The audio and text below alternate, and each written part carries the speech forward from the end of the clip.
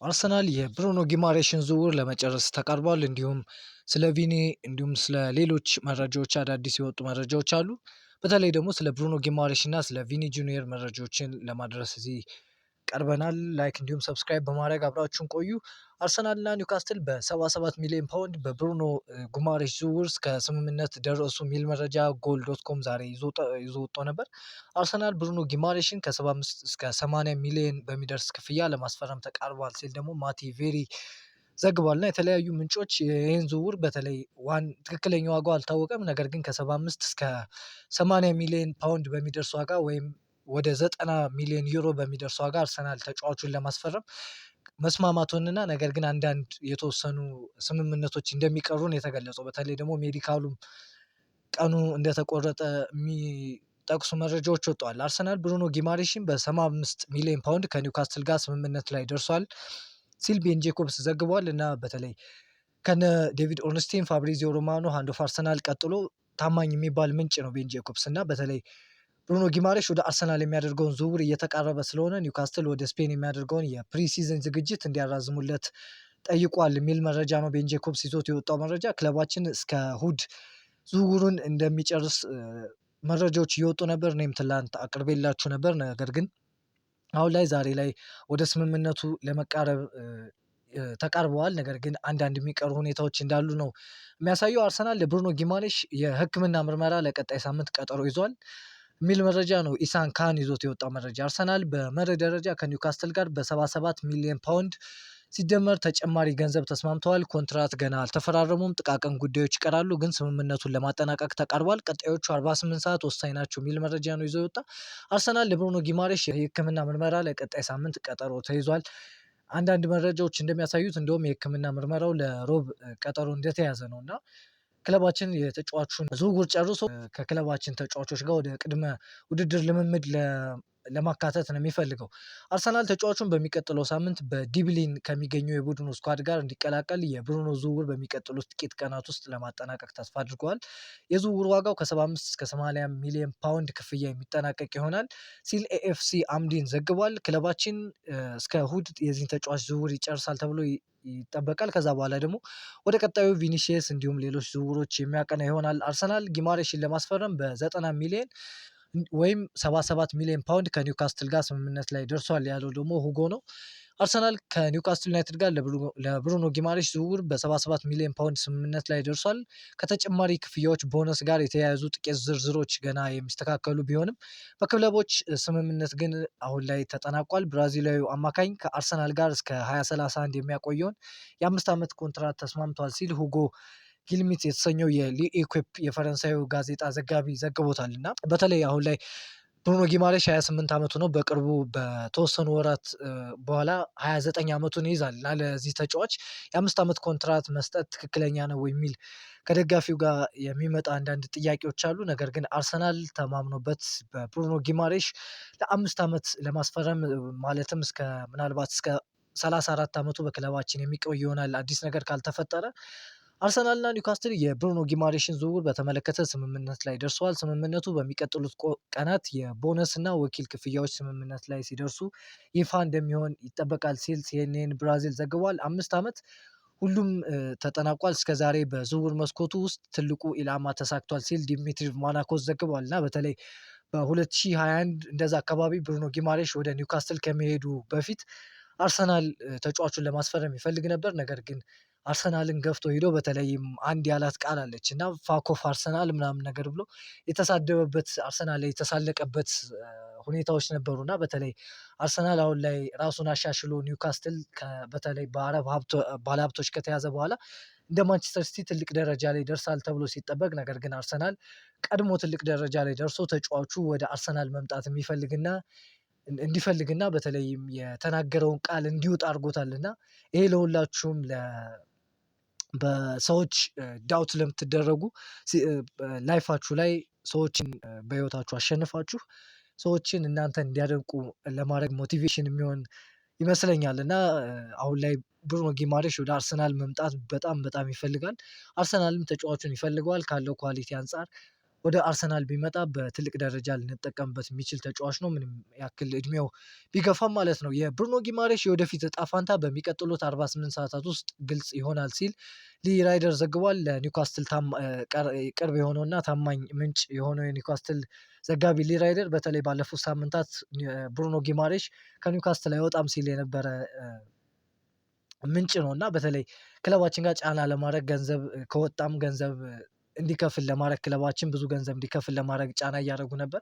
ነገር ግን አሁን ላይ እንዳልናችሁ ጫና ለማድረግ ነው እንጂ አርሰናል ተጫዋቹን እንደሚያስፈርም እርግጠኛ እንደሆነ የኔንም ሀሳብ በተለይ ደግሞ ከሚወጡት ዜናዎችም አንፃር ገልጬላችሁ ነበር። አሁን ላይ ተገልብጦ ብሩኖ ጊማሬሽ ወደፊት ከኒውካስትል ጋር እንደማይቀጥል ነው መረጃ ይዞ የወጣው። ተጫዋቹ ስለ ወደፊት ሁኔታው ከአዲሱ የኒውካስትል አሰልጣኝ ጋር ስብሰባ ያደርጋል።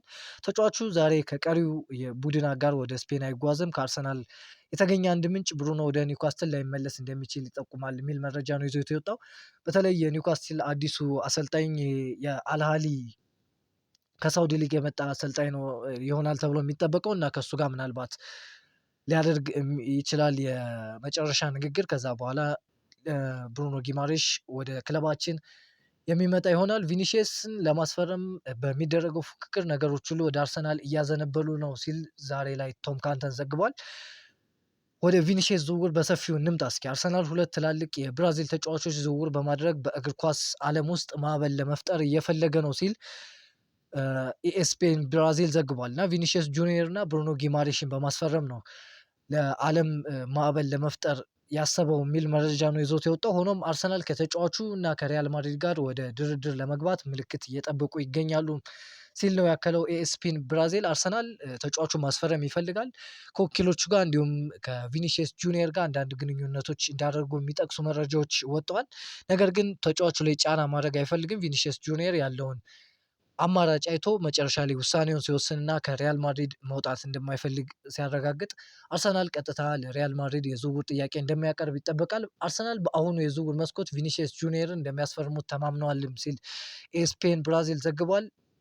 ቪኒሺየስ ጁኒየር ሪያል ማድሪድ እንዲሰጠው የጠየቀውን ክፍያ አይቀንስም፣ ጉዳዩ ከደሞዝ በላይ ነው፣ የምስል መብቶችን በተመለከተም ጭምር ነው ሲል ፍሬድ ካልዴራ ዘግቧል። ይሄ በተለይ ከብራዚል ዘጋቢ የሆነው ፍሬድ ካልዴራ የተሰኘው በተለይ አንዳንድ ባወጣቸው መረጃዎች ታማኝ እንደሆነ በብራዚል ይነገርለታል። አንዳንድ እንዳወጣቸው መረጃዎች ባለፈው ማርች ወር ላይ ብራዚል የክለባችን የልምምድ ማዕከል ሾባ ሪያሊቲ ሴንተር መጥቶ ልምምድ አድርጎ ነበር እና በዛ መካከል ቪኒሺየስ ጁኒየርን እና ሚኬል አርቴታ ግንኙነት እንደነበራቸው እና በዝውውር ጉዳዮች እንዳወሩ እንዲሁም አርሰናል ተጫዋቹን ለማስፈረም እንደሚመጣና ምን ያክል እሱን ለማስፈረም ቁርጠኛ እንደሆነ ግልጽ አድርገው ነግረውታል የሚል መረጃ ነው ይዞ የወጣው እና የቪኒሺየስ ጉዳይ ወደ ክለባችን የማምራቱ ነገር እያደላ የመጣ ይመስላል። በተለይ ከሪያል ማድሪድ ጋርም በደሞዝ ጉዳዮች እንዲሁም በዚህ በምስል መብት ሁኔታዎች ላይ ያለመስማማት ተከትሎ ቪኒሺየስ ጁኒየር ከወጣ ወደ አርሰናል የሚመጣበት ሰፋ ያለ እድል እንዳለ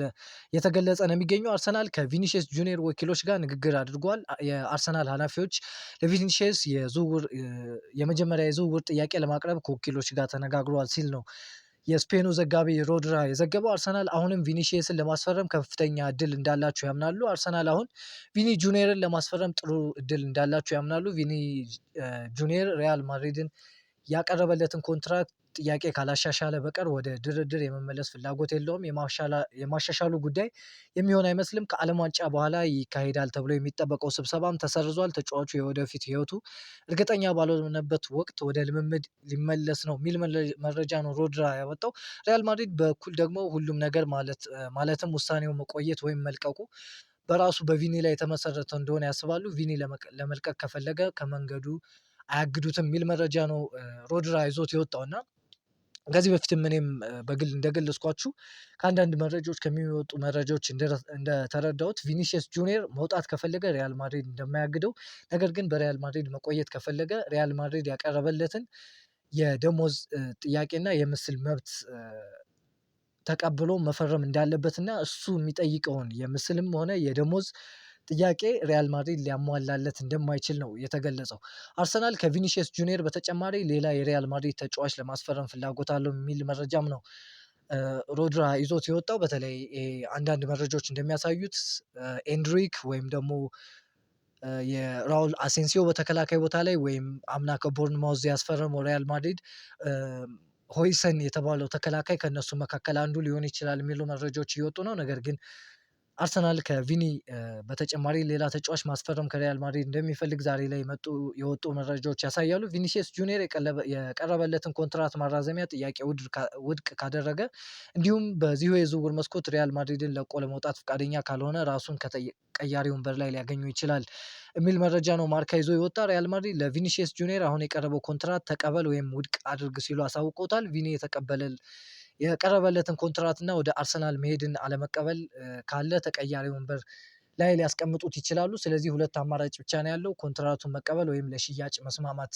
የሚል መረጃ ይዞ ወጥቷል። ክለቡ ኮንትራቱን ለማሻሻል ከፍ ያለ ጥያቄ አያቀርብም። አሁን ውሳኔው የቪኒሲየስ ጁኒየር ነው። ሪያል ማድሪድ ቪኒሲየስ ጉዳይ ብዙ እንዲጓተት አይፈልጉም። ክለቡ ጉዳዩን በፍጥነት ማጠናቀቅ ይፈልጋል። አርሰናል ሁኔታውን በቅርበት እየተከታተለ ይገኛል። ሪያል ማድሪድ ለየትኛውም ተጫዋች ቢሆን የደሞዝ ስኬሉን ማበላሸት አይፈልግም ሲል ነው ማርካ የዘገበው እና ለቪኒሲየስ ጁኒየር ሲሉ የደሞዝ ጭማሪ አያደርጉም፣ የተለየ ነገርም አያደርጉም የሚል መረጃ ነው እስካሁን እየወጣ ያለው። ምናልባት ሊቀየሩ የሚችሉ ነገሮች ሊኖሩ ይችላሉ። ነገር ግን እስካሁን እንደሚወጣው መረጃ ሪያል ማድሪድ ለቪኒሲየስ ጁኒየር ምንም አይነት ማሻሻያ እንደሚያደርግ ነው እና ቪኒሲየስ ጁኒየርም በዛ ደስተኛ እንዳልሆነ እንዲሁም እንደማይስማማ ነው የተገለጸው። በሳምንቱ መጨረሻ በሁሉም ወገኖች መካከል ሊኖሩ ስለሚችሉ ስምምነቶች እናወራለን በቪኒ እና በአርሰናል እንዲሁም በሪያል ማድሪድ መካከል ሲል ማሪዮ ኮርቴግና የተሰኘ ዘጋቢ ዘግቧል እና በተለይ ተከታትለን የምናደርሳቸው ይሆናል። አዳዲስ መረጃዎች የሚወጡ ከሆነ የቢቢሲው ዘጋቢ ሳሚ ሞክቤል ዛሬ ደስ የሚል ስለ ክለባችን ያወጣው መረጃ አለ፣ በቪኒሲየስ